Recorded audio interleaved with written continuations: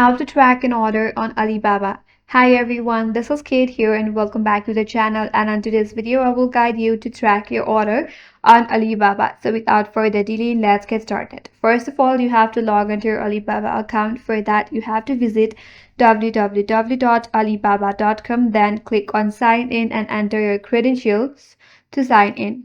Once you're logged in and into your account, now you have to get to your orders tab. For that, tap on your profile at the bottom right corner that says My Alibaba.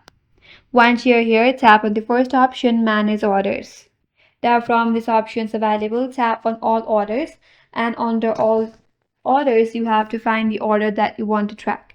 Browse through all your orders and locate the one that you wish to track. There, tap on View More or Order Details. After that, if your order has been received, you will see a Track Shipment button under your order.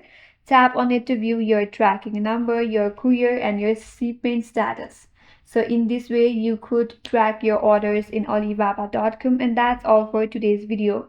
Hope this video was helpful, and if you're new to our channel, consider subscribing. Thanks for watching and stay tuned for more videos.